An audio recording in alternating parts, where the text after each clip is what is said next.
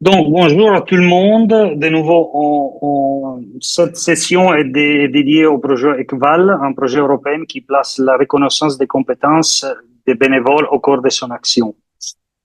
Nous sommes toutes et tous convaincus de l'importance de l'apprentissage non formel et informel pour le développement personnel et surtout sur les compétences que la recommandation du Conseil de 2018 sur les compétences de clés pour l'éducation tout au long de la vie définissent comme compétences citoyennes, personnelles et sociales.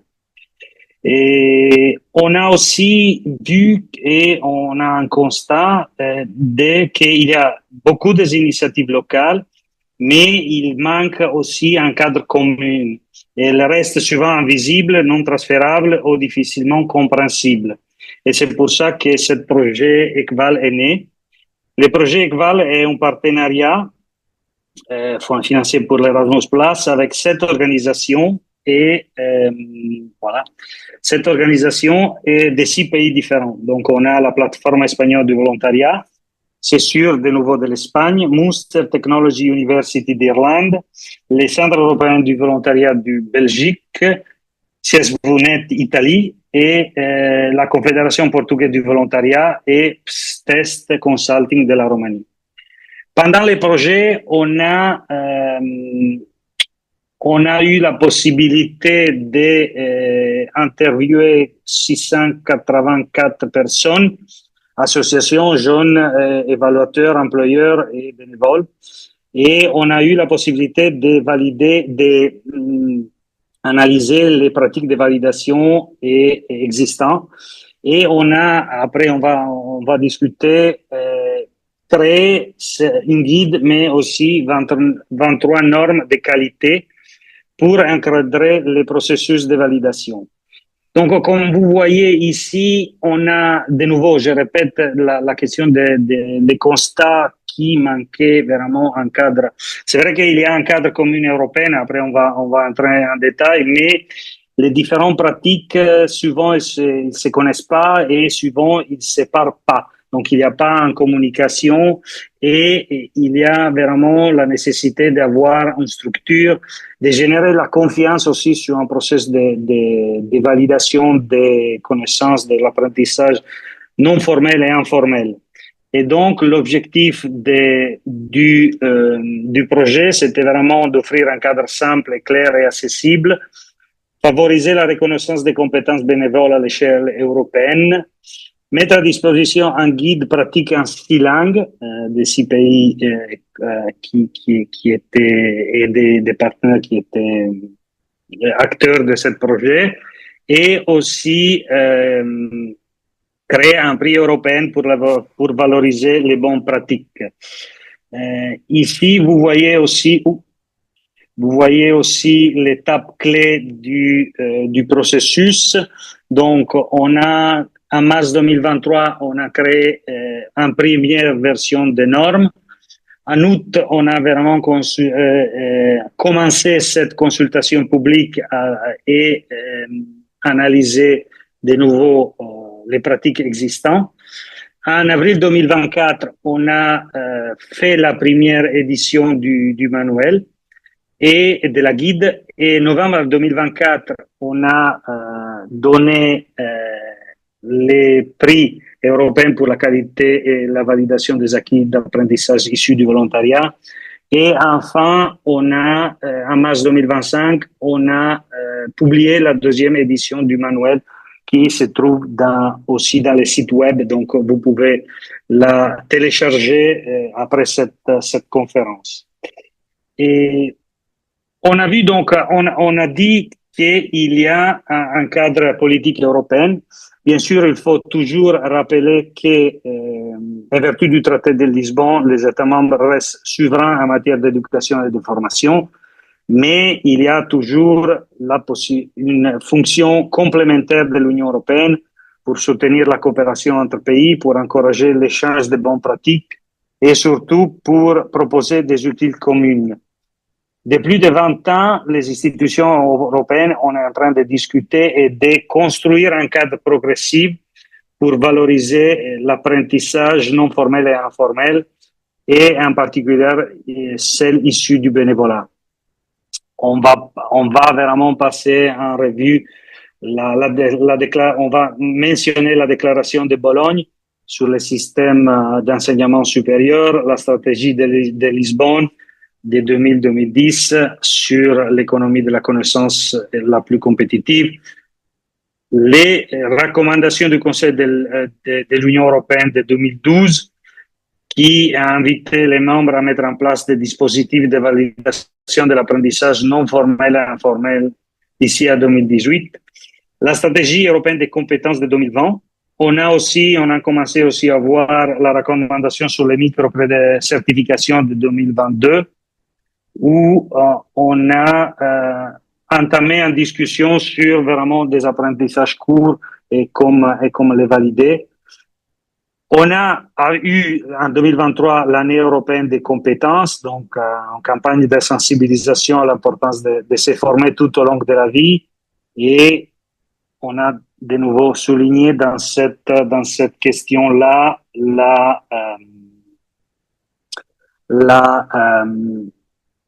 de voir aussi sur les acquis par les bénévoles. Et de nouveau, en 2025, c'est vrai que c'était un petit texte, mais la communication sur l'union des compétences va aussi souligner cette importance de l'apprentissage non formel et informel aussi. Dans ce cadre politique, on a aussi des outils techniques, que c'est le cadre européen de certification, le EQF, la base de données ESCO, et après, de nouveau, des guides que le CEDEPOF a publié aussi, surtout sur les questions de l'apprentissage à travers le bénévolat. On va pas entrer, on est entre experts, donc on va pas entrer en détail sur les cadres européens de certification et sur aussi les ESCO. Mais c'est vrai que ces deux typologies d'instruments ont aidé un peu à donner la possibilité de communiquer entre pays et à niveau de la formation formelle, on va dire, et aussi informelle. Mais on a beaucoup encore à faire.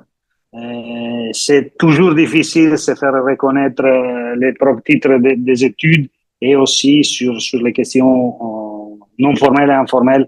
Le parcours est encore là et c'est pour ça qu'on a commencé cette typologie de projets européens, surtout pour voir des règles précises de qualité et de qualité pour, de nouveau, essayer d'avoir un dialogue entre États et un dialogue entre institutions. Après, on verra, on entrera plus en détail sur cette question-là.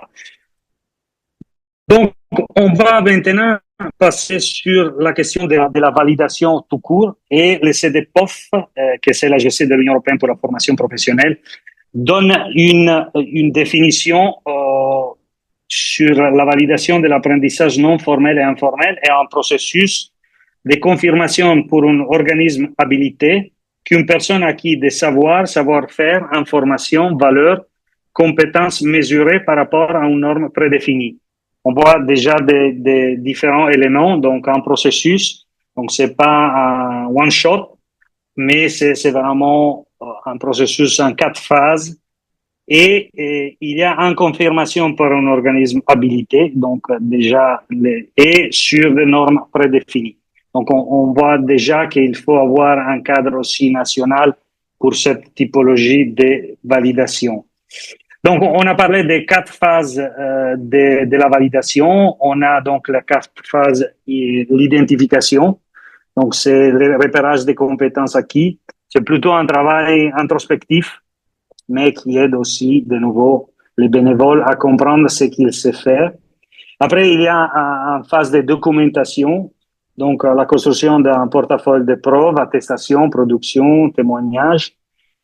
En phase d'évaluation, donc l'analyse des preuves par plusieurs évaluateurs formés. Et de nouveau, la certification. donc la délivrance d'un document qui reconnaît vraiment cette compétence-là. De nouveau, les projets, mais aussi les processus de validation peuvent voir différents sujets. Bien sûr, il y a la centralité du bénévole, mais il y a aussi l'organisation des bénévolats avec laquelle le bénévole travaille. Mais aussi, il y a des organismes externes qui peuvent surtout faire les dernières phases de la validation, qui c'est l'évaluation de la certification. Bien sûr, l'organisation des bénévolats peut faire tous les quatre, mais c'est aussi la possibilité d'avoir des organismes externes, comme des universités, mais aussi des employeurs qui peuvent utiliser le système pour cette validation. Et bien sûr, il doit discuter et travailler ensemble avec des règles précises. Les CDPOF, de nouveau, rappellent deux principes fondamentaux. Tous les apprentissages ont les mêmes valeurs. Il n'y a pas une valeur plus grande de l'apprentissage formel. L'informel et le non formel ont les mêmes valeurs. Et toute typologie d'apprentissage se complète. De nouveau, la validation, c'est aussi un instrument d'inclusion sociale, renforce l'employabilité et facilite la mobilité dans l'espace européen. On verra après qu'il y a des instruments comme l'Europass qui sont très importants. Les CDPOF aussi expliquent de nouveau des principes, donc la centralité du bénévole dans tout le processus, la confiance dans le processus, la transparence des critères, la transférabilité des résultats, et ça c'est très important aussi entre pays, mais aussi entre institutions des pays. Si on prend pour exemple l'Italie où je viens, il y a aussi un problème de transférabilité entre régions, parce que cette typologie de validation, c'est plutôt à niveau régional, et donc entre une région et l'autre, il y a quelquefois des difficultés. Et bien sûr, il doit avoir une accessibilité réelle et sans discrimination. On verra après que c'est vraiment cette approche aussi du projet. De nouveau, donc, maintenant, on va entrer dans les détails du processus et on va voir comme ECVAL a souligné et a exploré les 23 normes de qualité.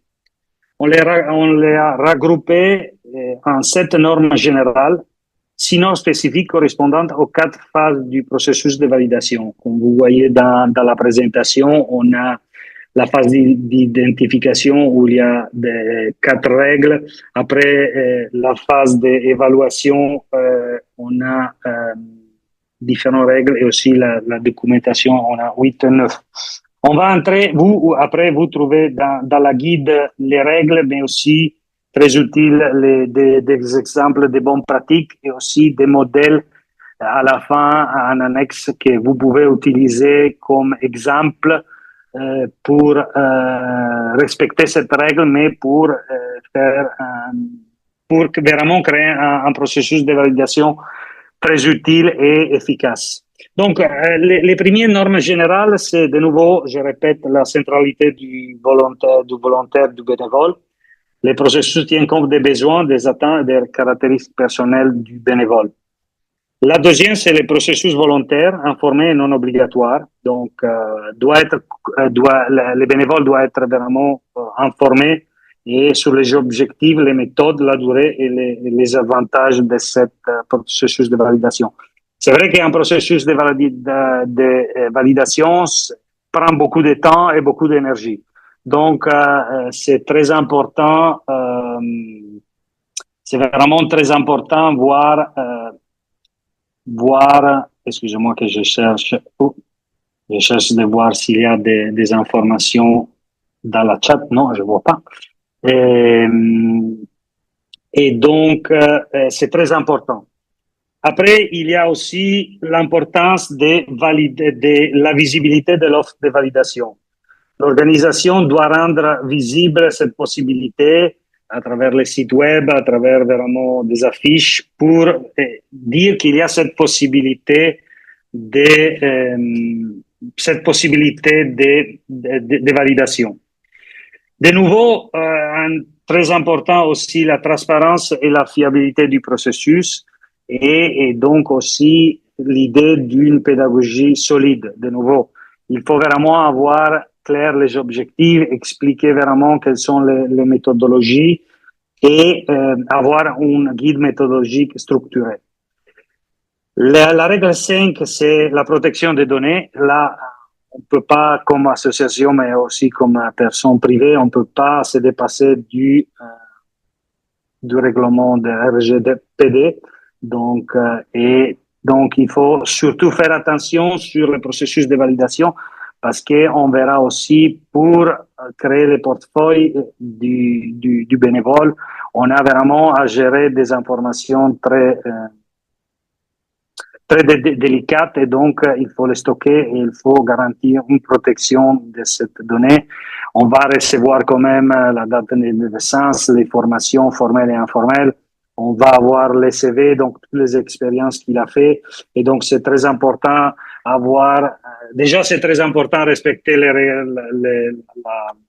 protection des données en général pour les associations. Mais dans cette processus de validation, c'est de nouveau, très plus important. Et de nouveau, la règle 6 va souligner l'importance de l'inclusion et l'accessibilité. Et on voit aussi que dans les différentes expériences qui ont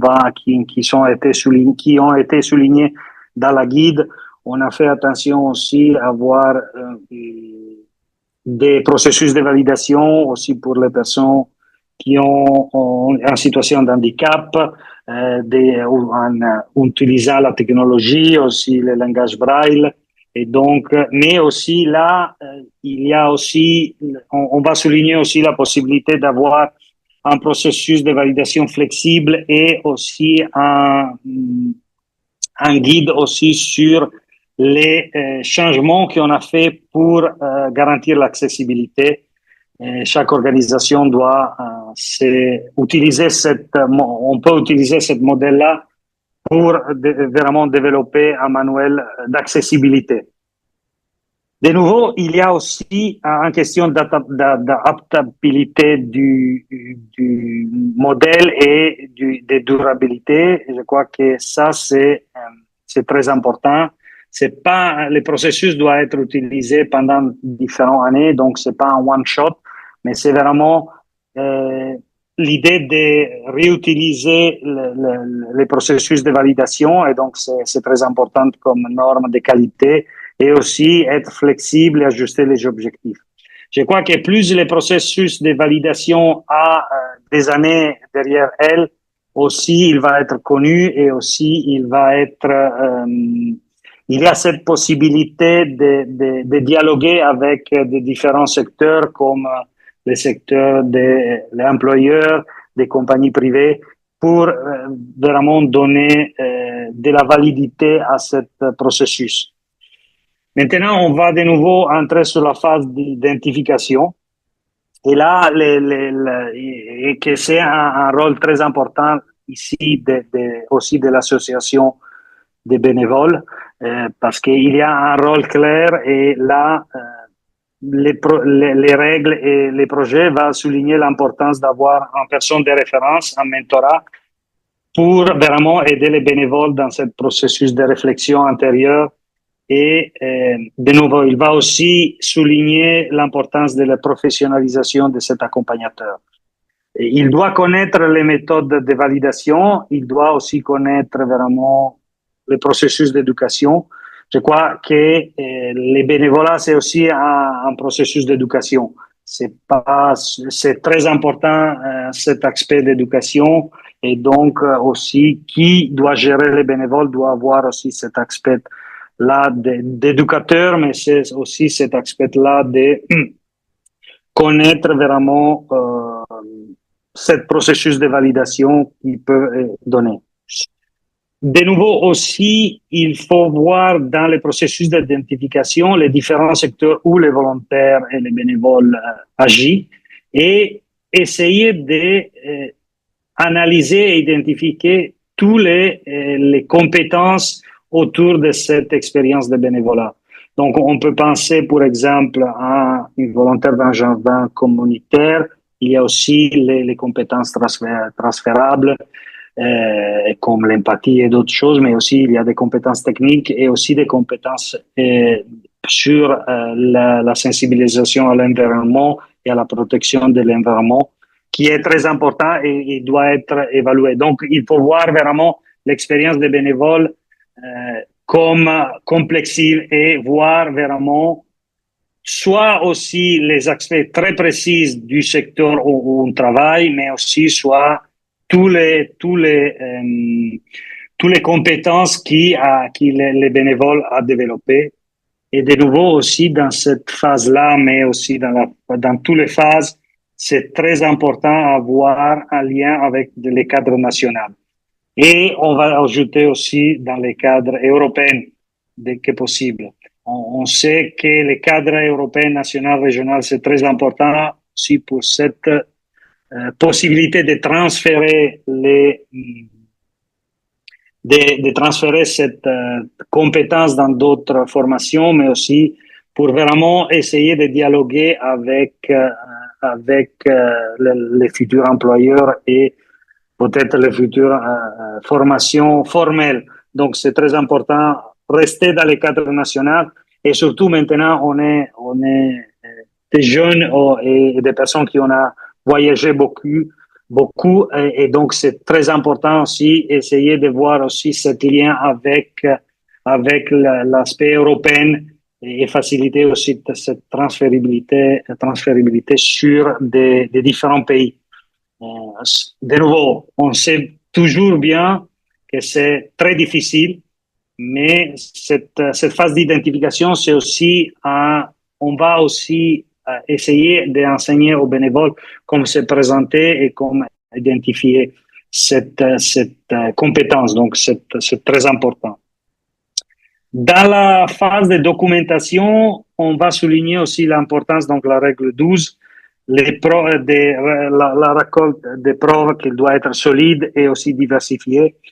C'est vrai qu'en général, dans la formation formelle, on a vraiment des preuves très strictes, très standardisées dans notre expérience et dans toutes les expériences qu'on a pu analyser dans ce projet.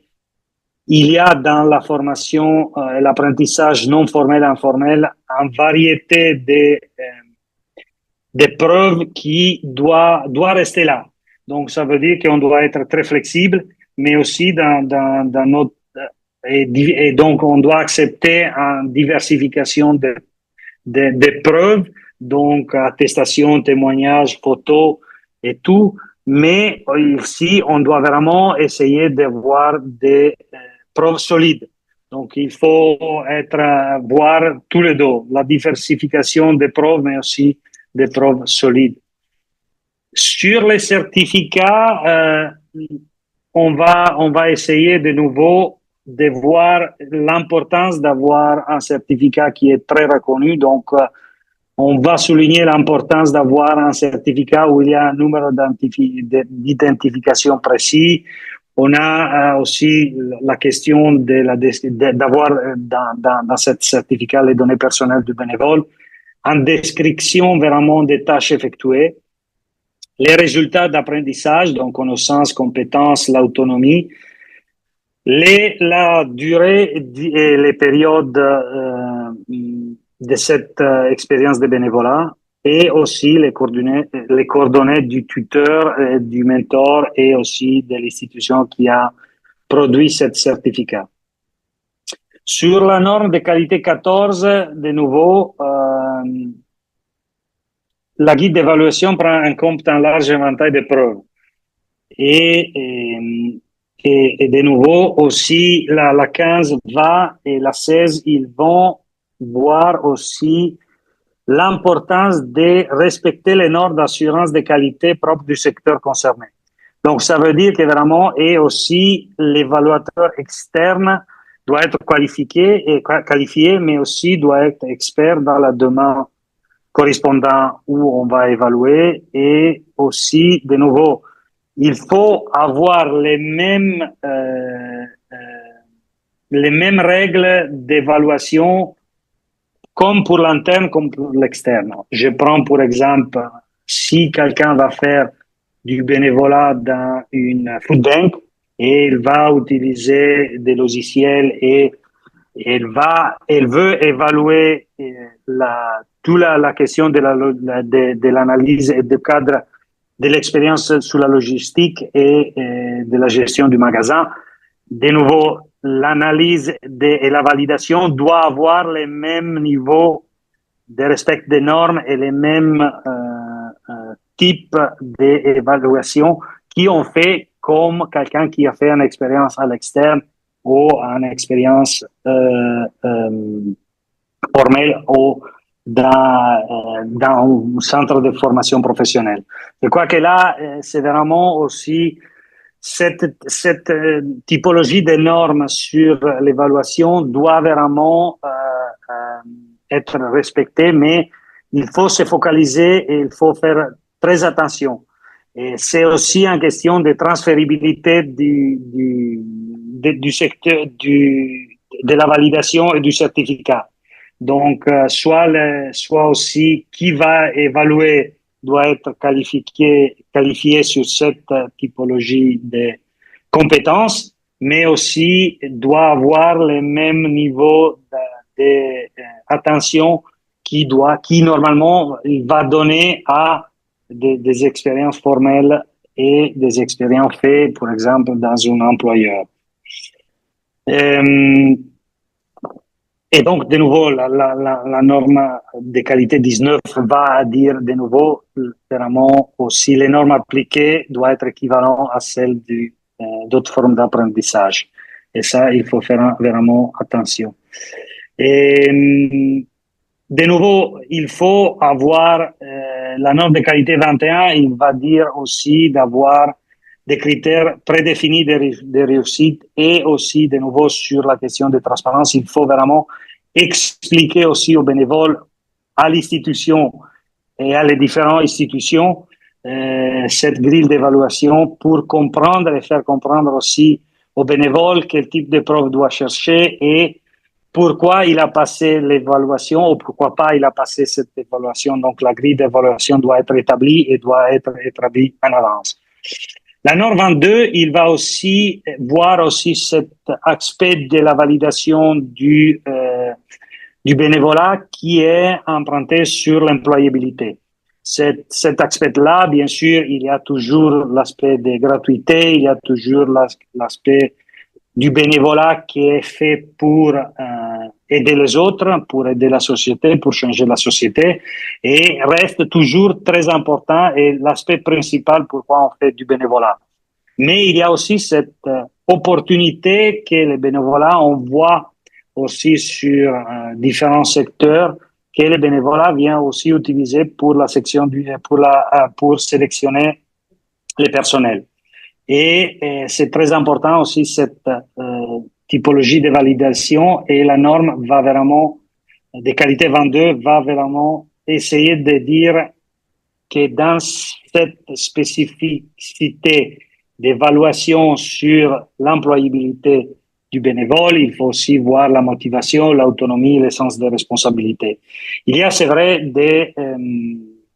des typologies, des systèmes de validation qui va les faire entrer dans des compétences transférables, mais il y a aussi d'autres qui ne vont pas, et donc cette norme, il va vraiment essayer de dire, si c'est pour l'employabilité, essayer de voir aussi cette typologie de motivation, autonomie et sens de responsabilité.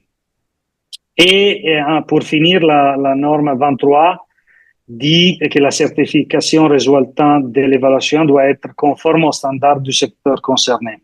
De nouveau, cette typologie, on va souligner cette compatibilité de la validation et de la qualité de la validation du processus de validation pour le bénévolat, qui doit savoir parler à d'autres systèmes des validations et à d'autres typologies de secteurs, donc le secteur de l'éducation formelle et aussi le secteur de l'emploi. On a de nouveau, je vais répéter aussi cette question où les règles vont s'appliquer à toutes différentes typologies de processus de validation. Un processus tout interne à l'organisation des bénévoles, tout à fait possible, mais aussi il y a des possibilités et les règles s'appliquent aussi à des situations où il y a la collaboration entre l'organisation des bénévoles et des centres de formation ou des centres formels d'apprentissage comme les universités. Dans la guide, on a vraiment des exemples pris dans toutes les typologies. Et la dernière, c'est vraiment aussi sur l'organisation de bénévolat et aussi l'organisation, la compagnie privée qui fait du bénévolat, on va dire, d'entreprise, mais aussi qui veut sélectionner des bénévoles pour des travails normaux. Et donc, c'est aussi cette règle vont aussi dans les cas de la validation dans le cadre du travail. On a presque fini et après on va vraiment ouvrir à un dialogue et à une expérience, au partage, mais on va vraiment dire surtout aussi sur les prix qui ont été donnés à ces deux organisations. Donc, la Confédération espagnole des personnes en situation de handicap physique et organique et aussi les centres du service pour le volontariat de Bologne. C'était un prix qui a eu lieu à Bruxelles en novembre 2024 et c'était vraiment ils ont reçu cette prix européenne parce qu'ils ont mis en lumière la créativité et l'engagement exceptionnel des organisations à travers l'Europe dans la valorisation des compétences transformées par les bénévolats. C'est vraiment la première, donc les COMSEMFE a mis en place un système d'accréditation simple pour reconnaître les compétences des bénévoles, communication, engagement, sensibilité interpersonnelle. Et Volabo vraiment a créé un carnet de compétences du volontariat, des outils de réflexion, d'autovaluation et la valorisation aussi du tuteur et du système et à cet lien avec les systèmes de formation pour adultes. C'est vraiment cette typologie des liens entre différentes institutions que c'était très important, mais aussi la valorisation du tuteur, du mentorat. C'est là aussi que les organisations du bénévolat doivent vraiment se focaliser aussi sur la formation des mentors. Et donc, pour finir, c'est vraiment aussi pour souligner aussi que le projet a fait aussi des recommandations aux décideurs politiques européens et nationaux pour soutenir de nouveau la reconnaissance de l'apprentissage issu du bénévolat et promouvoir des systèmes de validation lisibles, renforcer la sensibilisation, mais aussi un dialogue structurel et intersectoriel, parce que c'est très important, cette transférabilité et de nouveau l'idée d'avoir des analyses à grande échelle et aussi voir vraiment des systèmes à grande échelle, pas seulement national, mais pour essayer cette transférabilité entre pays, entre secteurs et entre pays. Et donc, de nouveau, ce système il s'agit d'une outil simple, inclusive et adapté à tous les contextes. Et donc, c'est très important de voir de nouveau appliquer cette règle et les faire diffuser pendant toute l'Europe et dans tous les systèmes et vraiment voir si votre système de validation respecte cette règle de qualité. Prendre aussi des des bons exemples dans la guide où il y a vraiment de bonnes pratiques qui ont été soulignées. Je crois que maintenant on peut finir la registration et entrer vraiment dans s'il y a vraiment euh, si on veut en termes d'échange, donc si vous voulez aussi poser des questions ou partager des bonnes expériences ou partager des informations. Je vous laisse aussi cette QR code si vous voulez aussi remplir les questionnaires pour cette conférence, mais aussi pour voir si, pour partager de nouveau des bonnes conférences. Voilà. Moi, je laisse ici quand même les QR codes pour tout le monde et si quelqu'un veut intervenir, vous pouvez le faire. Voilà.